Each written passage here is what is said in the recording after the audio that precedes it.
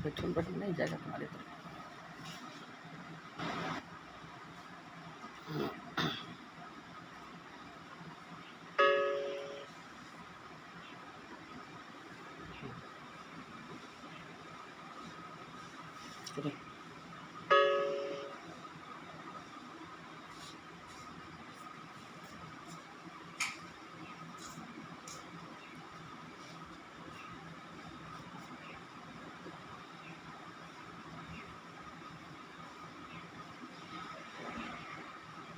Good morning sir. Very good morning, very good morning. कैसे हैं भैया बहन? बहुत अच्छे हैं तेरी जी। ठीक ठीक। अब सब क्लास में प्रिंसिपल सर भी रहेंगे, ज्वाइन रहेंगे। Good morning sir. Very good morning. तो थोड़ा आप लोग क्वेश्चन वगैरह भी करेंगे जो प्रिंसिपल सर सुन सकें कि भाई क्लास जो है वो पैसिव नहीं होता है ना। तो थोड़ा सा आप रिस्पॉन्ड करेंगे क्लास में और पूछेंगे भी, जिससे पता चल सके कि भाई क्लास जो है वो फ्रूटफुल हो रहा है। कल हम लोगों ने ये देख लिया था कि कौन कौन से वो रिसोर्स हैं जो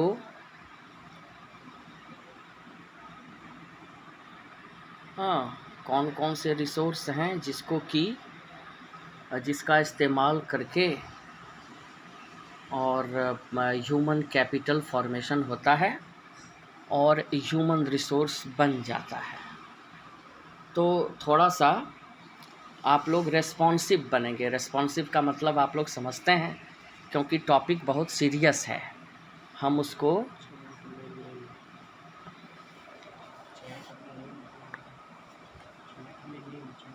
चैट में अपना जैसे कल नाम लिखे थे, वो प्रिंसिपल साहब बोले हैं चैट बॉक्स में अपना नाम रोल नंबर लिख देने के लिए। तो थोड़ा सा आप ये, चूँकि कल मीटिंग हुई थी हम लोगों की और उसी अनुसार ये सब बातें बोली गई हैं, तो हम लोग उसको फॉलो कर लेंगे और चैट बॉक्स में जा कर के आप नाम रोल नंबर सबको लिख देंगे।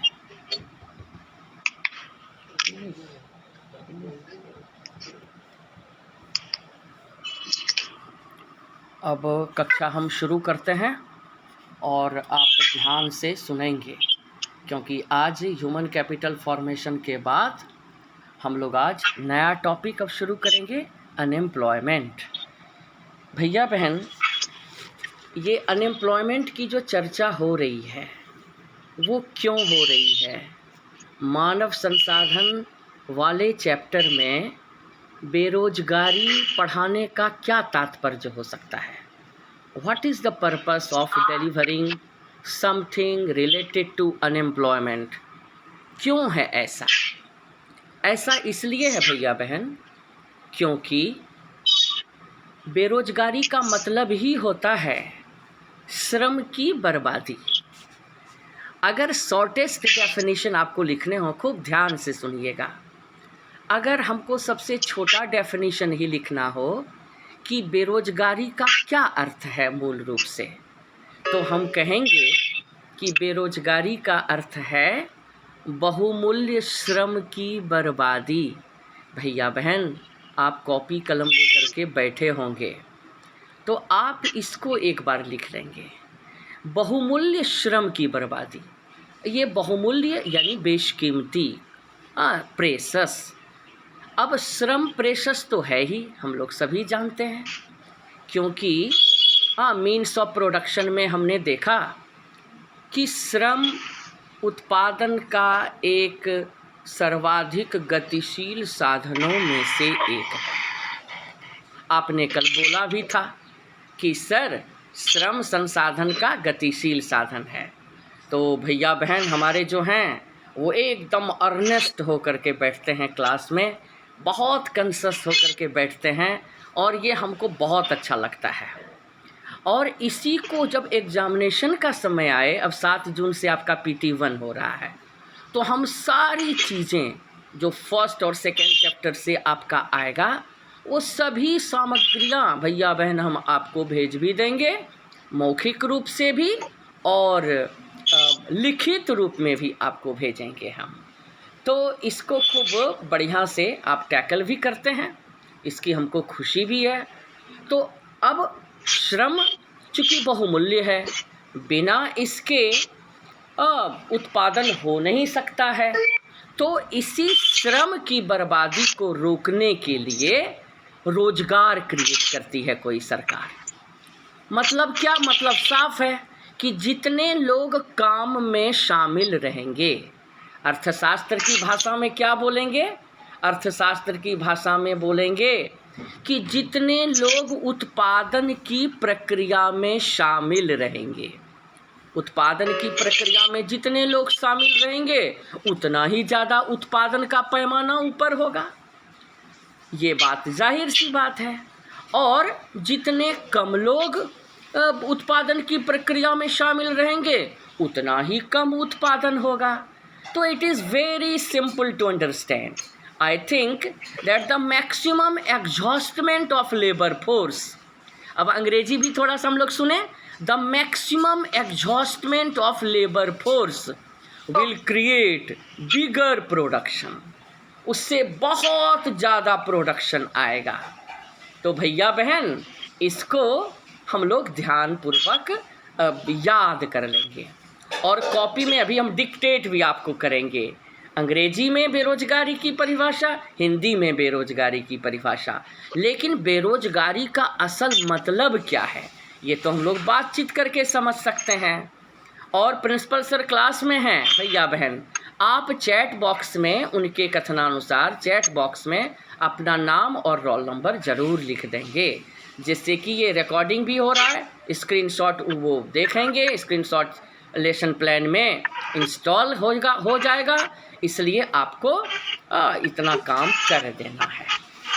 तो अब बेरोजगारी, अब आप कई जगह सुनेंगे कि बेरोजगारी देश के लिए अभिशाप है, तो शुरुआत आप वहीं से करेंगे। क्वेश्चन भी आपको PT1 में आ जाएगा, how can you say that unemployment is a kind of curse for the economy. अर्थव्यवस्था के लिए बेरोजगारी एक अभिशाप है, कैसे? तो भैया बहन बहुमूल्य श्रम जो अभी मैंने बताया आपको, वहीं से आप भी शुरू करेंगे कि उत्पादन का सर्वाधिक गतिशील साधन श्रम है, लेकिन जब व्यक्ति बेरोजगार होता है तो उसके बहुमूल्य श्रम का उपयोग अर्थव्यवस्था में नहीं हो पाता। तो भैया बहन हम समझते हैं कि आप बेरोजगारी को मोटे तौर पर समझ गए होंगे। अब हम आपको इसकी परिभाषा डिक्टेट करते हैं। तो ऊपर में आप लिखेंगे पहले हिंदी में बेरोजगारी। बेरोजगारी क्या है?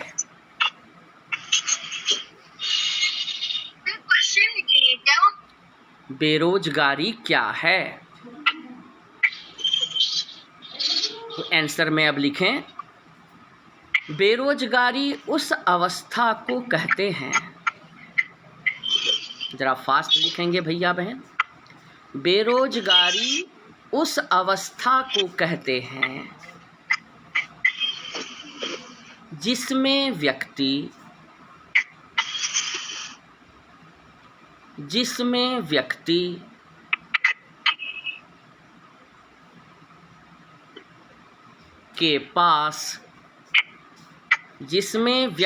के पास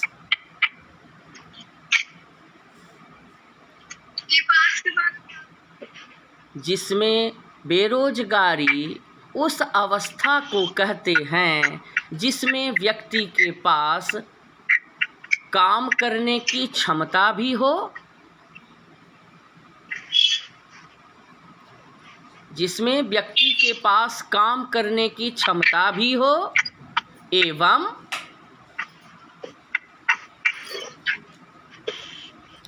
इच्छा भी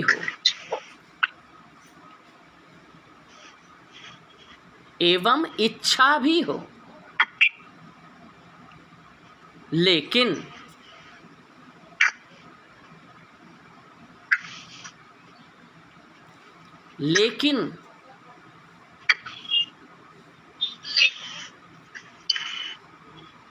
अर्थव्यवस्था में,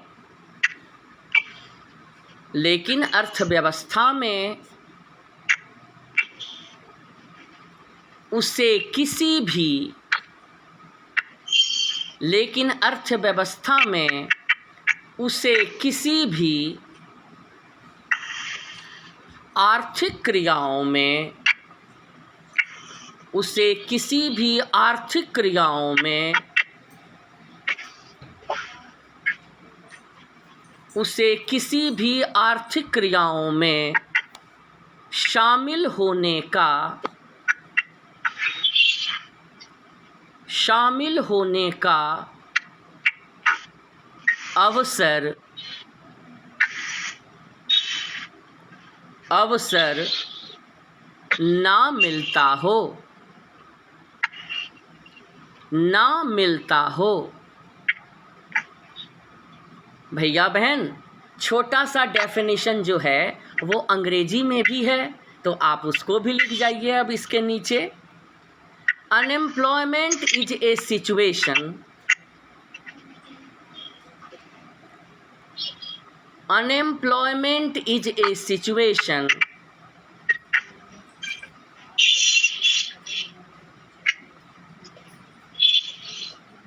unemployment is a situation in which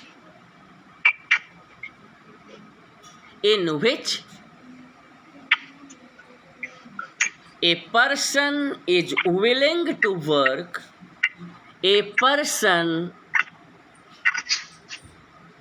काम करने की इच्छा को बोलते हैं willingness, is willing to work, WILLING, is willing to work, but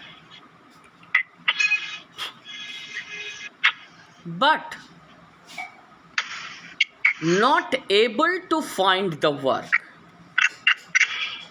but not able to find the work। मैं एक बार फिर रिपीट कर रहा हूँ भैया बहन। Unemployment is a situation in which a person is willing to work but not able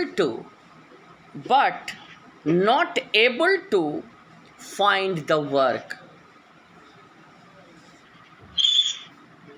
भैया बहन, अब बेरोजगारी शब्द आपके नज़र में क्लियर हो गया होगा।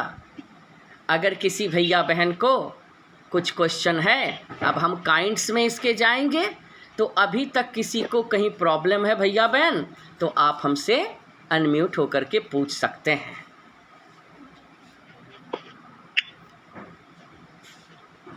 किसी को कोई प्रॉब्लम है?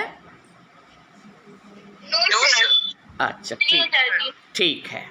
अब भैया बहन, इसका डेफिनेशन भी हम लोगों ने जान लिया, लेकिन वो जो पहला क्वेश्चन अभी आपसे मैंने किया कि PT1 में और हाफ ईयरली में, फाइनल में जो आपको ये क्वेश्चन आएगा, क्या कि किस प्रकार से बेरोजगारी अर्थव्यवस्था के लिए अभिशाप माना जाता है, तो उसमें आप इसी चीज़ को लिखेंगे जो बहुमूल्य श्रम की बर्बादी से जुड़ा हुआ पक्ष है।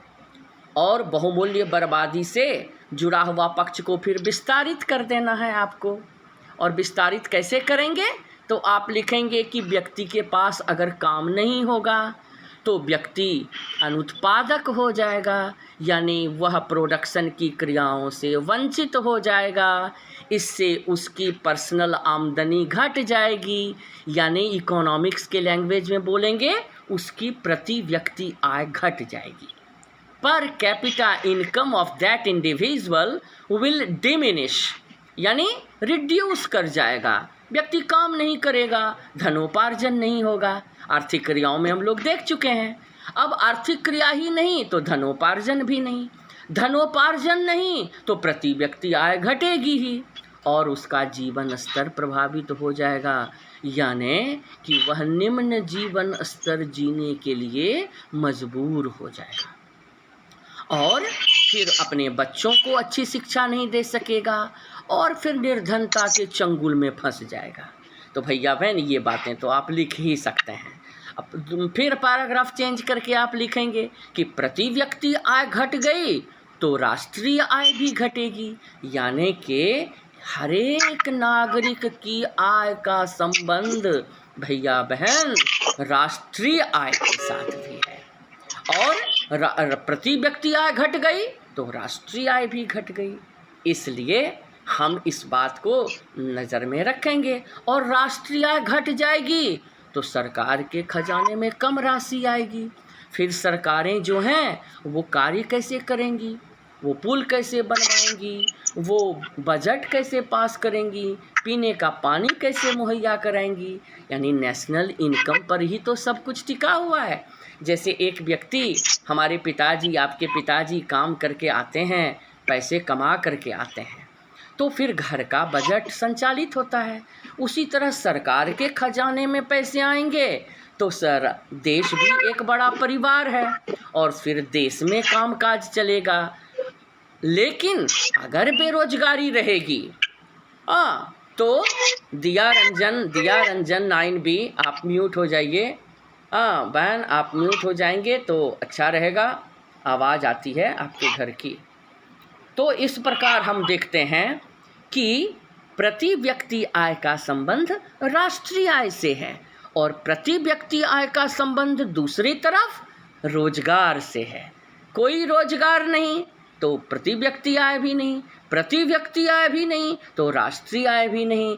इस तरह से पूरा अर्थव्यवस्था का चैनल गड़बड़ा जाता है और अर्थव्यवस्था ऊर्ध्वगामी हो जाती है, यानी डाउनवर्ड हो जाती है।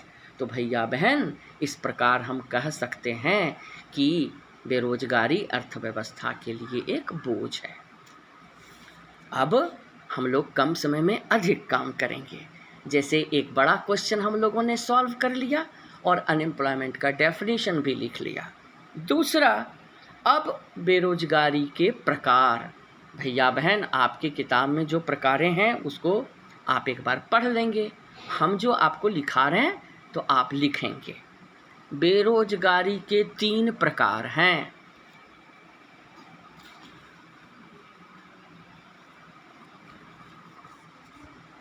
बेरोजगारी के 3 प्रकार हैं।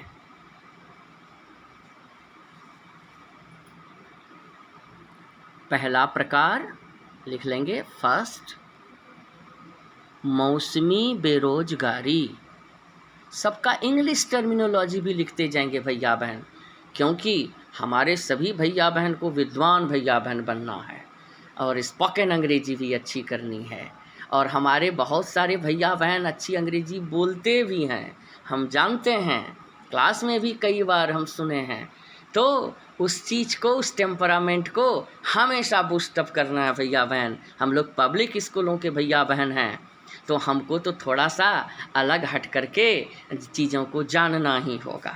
तो मौसमी बेरोजगारी के बगल में ब्रैकेट में लिख देंगे सीजनल अनएम्प्लॉयमेंट। मौसमी बेरोजगारी के बगल में लिख देंगे सीजनल अनएम्प्लॉयमेंट। और सीजनल अनएम्प्लॉयमेंट का भी डेफिनेशन आप लिख लेंगे अभी।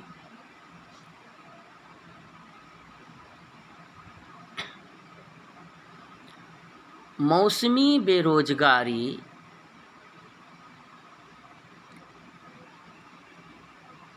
उस अवस्था को कहते हैं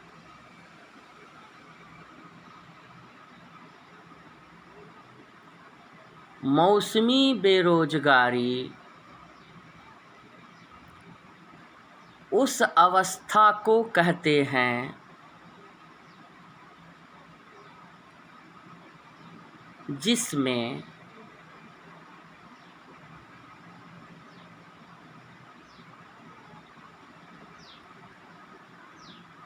व्यक्ति को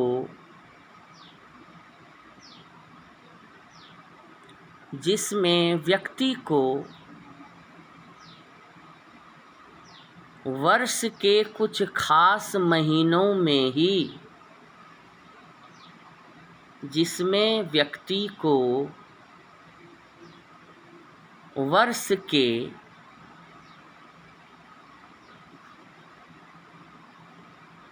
जिसमें व्यक्ति को वर्ष के कुछ खास महीनों में ही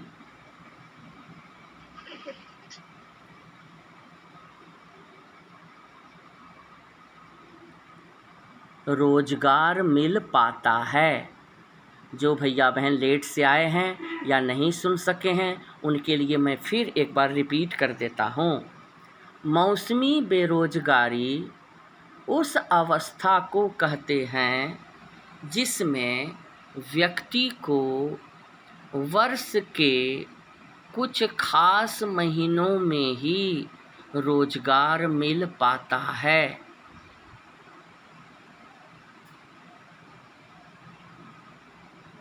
भैया बहन लिख लिए? Yes, sir. Very good, Yes, sir.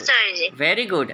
अब एग्जाम्पल लिख लीजिए। जैसे बिना एग्जाम्पल का डेफिनेशन, काइंड्स का डेफिनेशन नहीं लिखना चाहिए, तो एग्जाम्पल में आप लिखेंगे हमारे देश में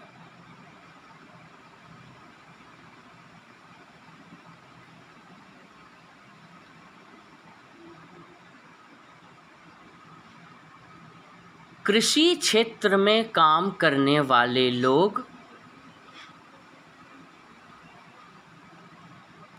हमारे देश में कृषि क्षेत्र में काम करने वाले लोग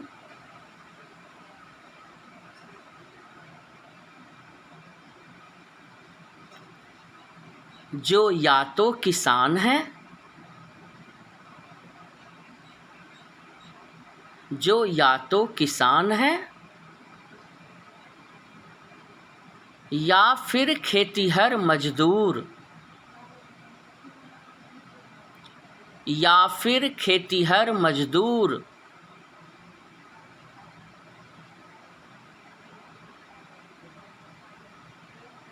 ये सभी, कॉमा के बाद, ये सभी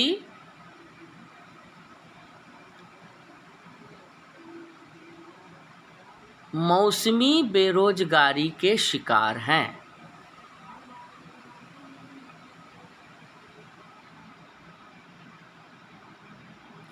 ये सभी मौसमी बेरोजगारी के शिकार हैं।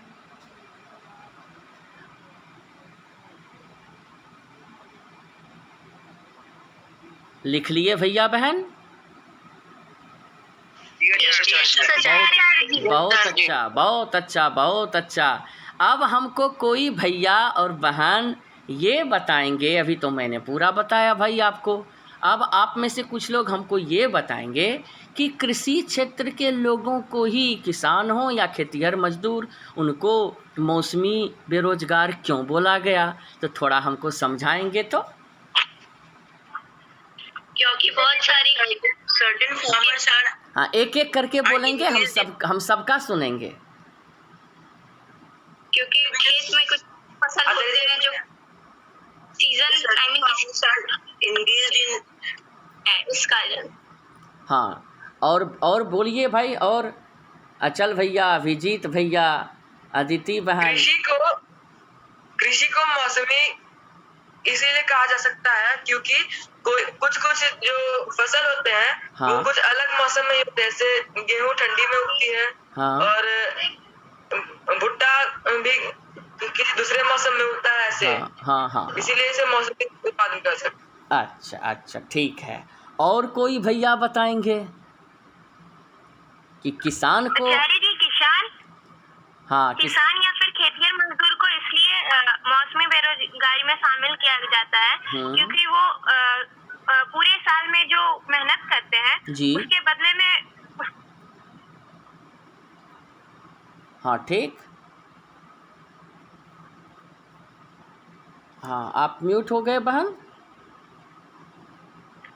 अच्छा, अब पूरे साल वो जो मेहनत करते हैं, हाँ, ठीक है, हाँ, तो उसके बदले में वो कुछ ही महीनों में, जैसे वो गेहूं की अगर पूरी साल में अगर वो करते हैं खेती, हाँ। तो वो अंत में जाके जिस महीने में जब वो बेचते हैं तभी उसको उस चीज का पैसा मिलता है, हाँ, बाकी तो वो हाँ। मेहनत ही करते हैं। वेरी गुड, वेरी और फिर गुड। कभी-कभी ऐसा भी होता है, बहुत कभी-कभी सुंदर। ऐसा भी होता है कि सूखा आ जाता है जिस वजह से उनकी खेती नहीं हो पाती है, हाँ। उस वजह से भी उन्हें मौसमी बेरोजगारी का शिकार होना हाँ, पड़ता है। ठीक है। अब शशांक कौशल भैया हाथ उठाए हैं, ज़रा आप बोलेंगे तो शशांक भैया? हाँ, मौसमी बेरोजगारी होता है कि जब किसान या मजदूर सिर्फ महीने के कुछ दिनों की कमाई कर पाते हैं, क्योंकि साल भर में कुछ ही महीने में कुछ खास फसलें उगती है, जैसे गेहूं, धान, मक्का, इस प्रकार बहुत अच्छा, बहुत वे अच्छा। मौसमी बेरोजगारी का शिकार होता है। हाँ, इसका मतलब है Sir, many crops are grown only and harvested at certain months of the year. Very During good, crop very of good. season, farmer and the worker, they work and therefore experience seasonal unemployment at that time. Very Because good, very even good. though they work whole year, हाँ, अब but Prachi they will only receive capital in the month of harvesting. Yes yes yes, I understood, I understood. अब जरा सा प्राची बहन बताएगी।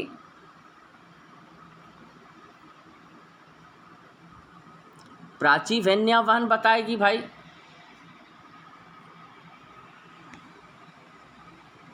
किसान और खेतिहर मजदूर मौसमी बेरोजगारी के अंतर्गत शामिल है, क्योंकि वो पूरे तरीके से मौसम पर ही निर्भर रहते हैं। अगर वर्षा नहीं हो तो उन्हें जल की समस्या हो सकती है। Very good, very good. और उनको काम नहीं मिल सकता है। आकांक्षा बहन सुनाएगी एक बार एक डेफिनेशन। सब भैया बहन, हमारे विद्वान भैया बहन बैठे हुए हैं भाई, बहुत सुंदर लग रहा है क्लास में। हाँ, अब आकांक्षा बहन बताएगी। अच्छा जी, कुछ बेरोजगारी मौसमी बेरोजगारी इसलिए कहलाती है जैसे कि कुछ विशेष फसल होते हैं जो वो विशेष मौसम में ही उगाए जाते हैं। हाँ, तो फिर इसलिए किसान किसी भी जलवायु में सारे फसलों को नहीं उगा सकते हैं। हाँ। ये एक कारण हो गया। और दूसरा, कभी कभी अधिक वर्षा हो जाती है जिसके कारण की फसल बर्बाद हो जाता है, कभी सूखा पड़ जाती है। इस वजह से भी पानी की कमी से फसल बर्बाद हो जाता है। तो फिर इसलिए और वो बेरोजगार हो जाते हैं। ठीक ठीक ठीक। अब सोनू राज भैया बताएंगे थोड़ा भाई, अगर बता सकते हैं तो। हाँ, सोनू राज भैया। आचार्य जी, क्वेश्चन फिर से रिपीट करें तो। हाँ, हमने पूछा कि किसान और खेतिहर मजदूरों को हम लोगों ने मौसमी रूप से बेरोजगार बताया, ऐसा क्यों? क्योंकि आचार्य जी, खेतिहर मजदूर जो है पूरी तरह से मौसम पर निर्भर होते हैं। अगर वर्षा नहीं हुई तो उनको कोई भी काम नहीं मिल पाएगा। कृषि के लिए जो उपयोगी होते हैं वो होता है, जल होता है, बहुत उन्हें काम नहीं मिल सुंदर। पाएगा। हाँ, एक अलग पॉइंट आपने बताया, बहुत अच्छा, बहुत सुंदर, very good. I am so excited. अगर ज्यादा गर्मी भी हो गई तो सुखाड़ हो जाता है। हाँ, तो हाँ, हाँ। कृषि से जुड़े व्यक्ति जो है उन्हें काम नहीं मिल पाता है। Very good, very good. अब श्रेयांशी बहन भी बता ही देगी भाई। अब सब भैया बहन हमको खुश कर दिए, तो श्रेयांशी बहन भी जवाब से खुश करेगी। जी, कृषि को मौसमी बेरोजगारी में शामिल किया जाता है। हाँ। क्योंकि कोई भी कृषक विशेष रूप से मौसम पर ही निर्भर रहता है, उनके फसल भी मौसम पर ही निर्भर किए जाते हैं। हाँ, इसी कृषि को मौसमी बेरोजगारी में रखा जाता है। हाँ, बहुत अच्छा। और अब भैया बहन हम एक आपको सूचना दे रहे हैं। ये पूरा बेरोजगारी का चैप्टर का सारा डेफिनेशन हम अंग्रेजी और हिंदी बाइलिंगुअली आपको लिखा देंगे।